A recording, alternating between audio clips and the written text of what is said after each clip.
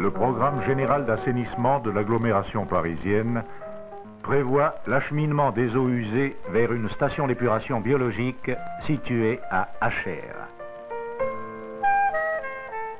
S'ajoutant aux deux tranches précédentes, la réalisation du troisième élément Achères 3 porte la capacité globale de la station à 1 500 000 m3 par jour.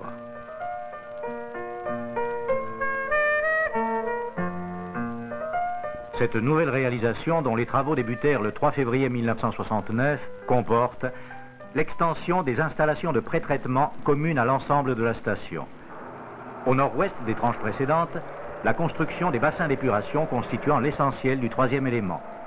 Enfin, la réalisation sur un site plus éloigné d'une installation importante de séchage des boues digérées. Le pré-traitement comporte un bassin de réception conçu pour mélanger les eaux des différents collecteurs afin d'écrêter les pointes de pollution et de débit à répartir entre les différentes unités de traitement.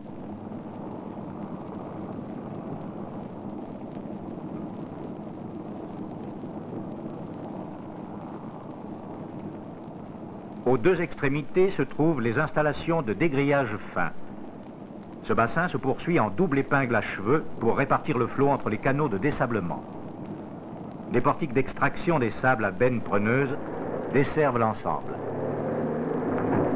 Par temps de pluie, il est prévu un relèvement des eaux de 0,50 m par 4 vis d'Archimède d'un débit global de 16 m3 seconde. Par contre, en période normale, les eaux s'écoulent gravitairement par un canal ménagé dans l'axe de l'ensemble.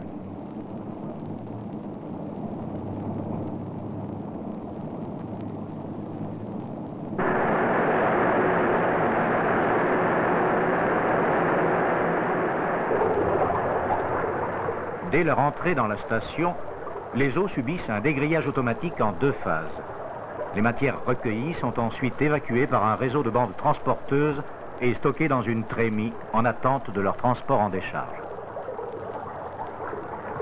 Les eaux, ainsi dégrillées et dessablées, sont dirigées vers la décantation primaire par deux canaux de section sensiblement rectangulaires de 3,90 m de largeur sur 3,70 m de hauteur, accolés sur la majeure partie de leur parcours.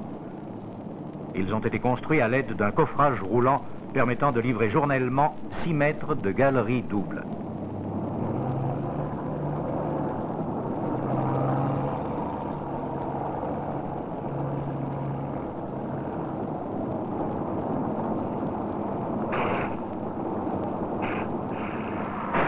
Comme pour les tranches précédentes, les bassins de traitement des eaux ont été implantés dans une grande fouille de 14 000 m².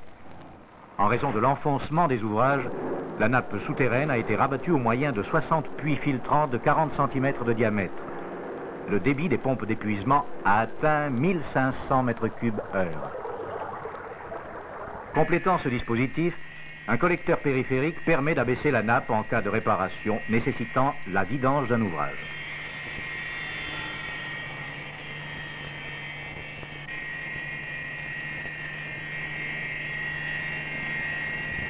L'ensemble des radiers repose sur un béton drainant afin de répartir au mieux les sous-pressions.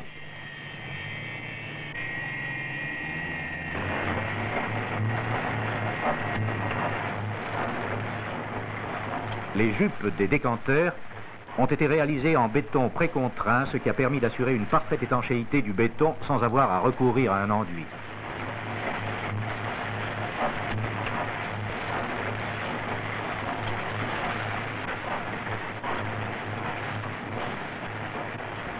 Deux coffrages circulaires roulants ont permis de réaliser chaque jour 12 mètres de parois sur toute la hauteur.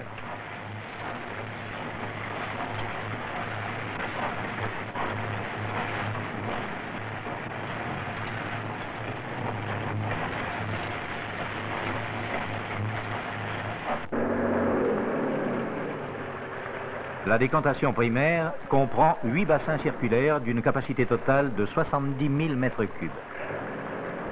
L'épuration biologique est constituée pour les 3/4 d'une installation classique à bassins séparés comportant 3 blocs d'aération rectangulaires d'un volume de 41 250 m3 et 9 décanteurs circulaires. Ces 17 décanteurs primaires ou secondaires ont respectivement 52 mètres et 50 mètres de diamètre.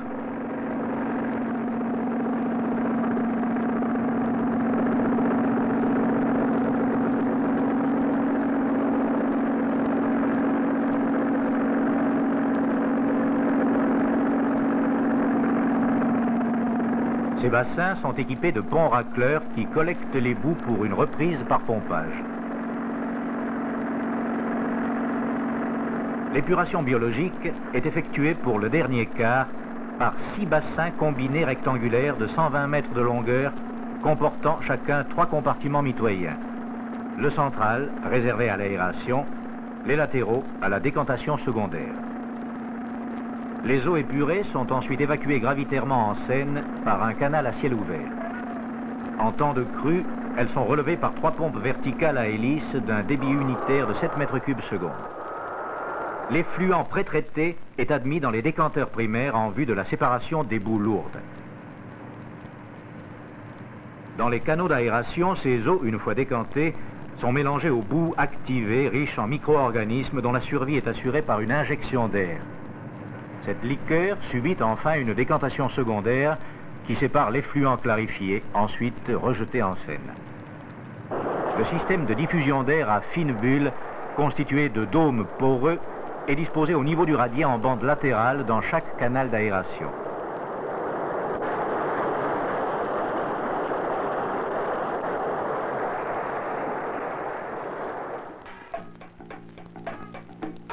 La mise en eau s'est effectuée progressivement pour former la masse des boues activées nécessaires à l'épuration biologique.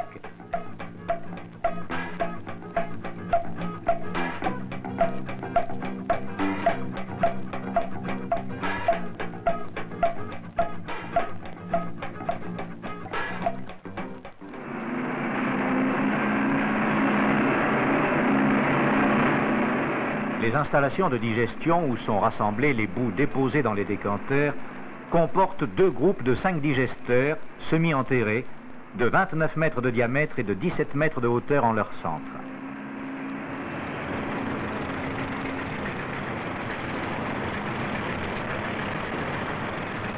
La jupe de l'ouvrage est précontrainte.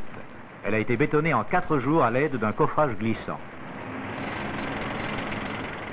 Le calorifugage de la paroi a été réalisé en incorporant au bétonnage, à mi-épaisseur, une plaque de polystyrène expansée. En raison du nombre d'éléments identiques, les coupoles ont été préfabriquées par secteur, chacun d'eux étant coulé au sol, puis mis en place autour d'un appui central provisoire. Dans ces cuves, les boues chauffées à 35 degrés subissent une fermentation méthanique à l'abri de l'air.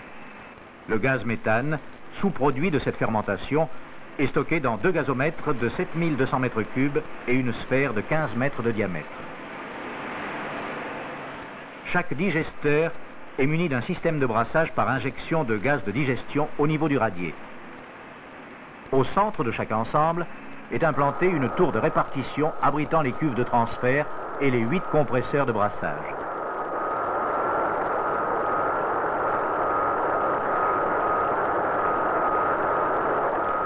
Celles-ci sont reliées à un bâtiment central d'exploitation par des galeries techniques souterraines pour l'acheminement des réseaux de canalisation. Ce bâtiment renferme les échangeurs de chaleur pour le réchauffage des boues, les pompes de circulation et de refoulement, et enfin les chaudières d'appoint. Un pupitre de commande surmonté d'un tableau synoptique permet de contrôler le bon fonctionnement de toute la partie digestion.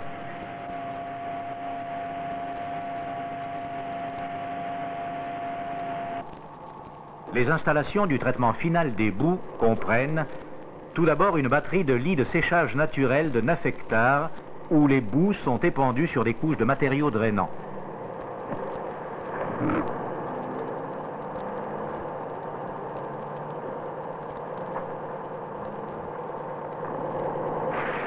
Ces lits sont munis d'un pont d'exploitation limitant au maximum les interventions manuelles.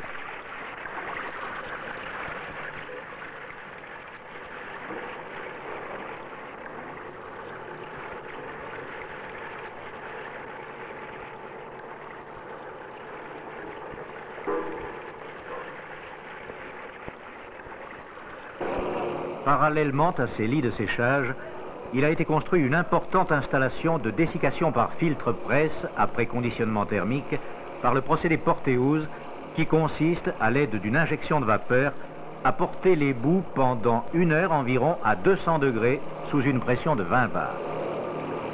elle a nécessité la construction de 3 bâtiments successifs de 25 mètres de côté, de 4 stockers et de 2 décanteurs de plus de 20 mètres de diamètre.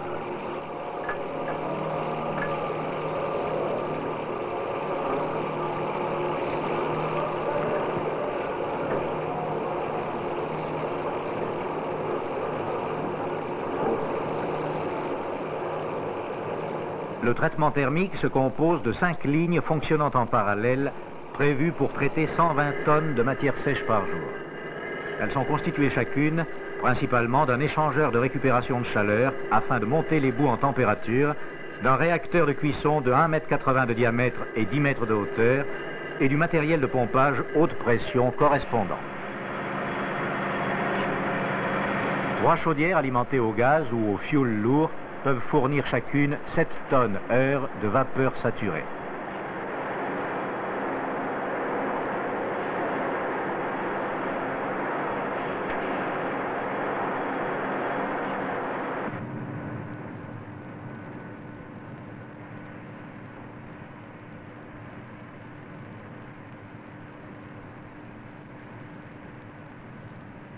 La boue conditionnée après décantation est filtrée sur 8 filtres presse de 100 plaques chacun, où l'on obtient un gâteau ne contenant plus que 50% d'eau environ. Ces filtres sont équipés d'automatismes, notamment pour les opérations de halage et de débâtissage des plaques.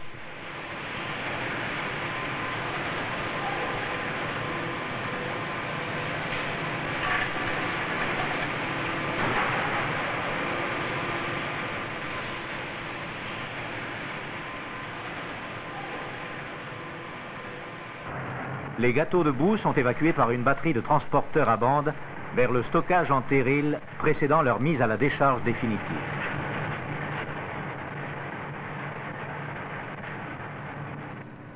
Parallèlement et à titre expérimental, il a été construit un four à lit fluidisé fluosolide capable d'incinérer 10 tonnes environ par jour de matière sèche provenant des gâteaux du procédé Porteous. Les fumées, inodores du fait de la température élevée, sont dépoussiérées dans un laveur.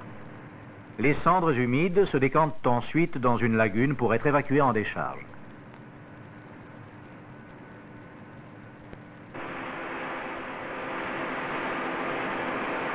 La digestion des boues a pour corollaire l'utilisation du gaz comme source d'énergie, en particulier pour la centrale. La production d'air surpressé pour les besoins de l'épuration biologique est assurée par 5 soufflantes centrifuges identiques de 60 000 m3 heure, entraînés soit par des moteurs diesel-gaz, soit par des moteurs électriques. 2 groupes électrogènes de même puissance permettront une certaine autonomie en matière d'énergie électrique. Les moteurs thermiques tournant à 500 tours minute et les soufflantes mono-étagées à 4000 tours minute environ, leur accouplement nécessite des multiplicateurs de vitesse à rapport élevé.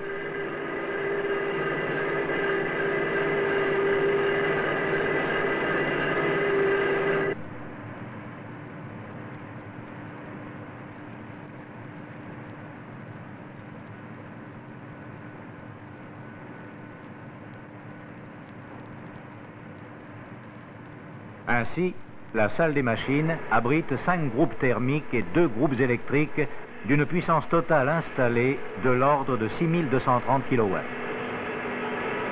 Des précautions particulières ont été prises contre les nuisances dues au bruit, tant pour le voisinage que pour le personnel d'exploitation qui assurera la surveillance à distance des équipements.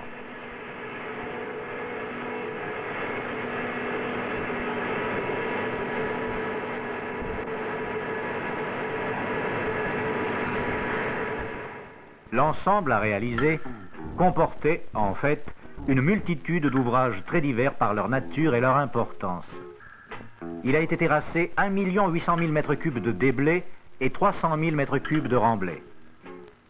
Il a été mis en œuvre plus de 125 000 m3 de béton, nécessitant la confection de 400 000 m² de coffrage et la mise en place de 5 200 tonnes d'acier.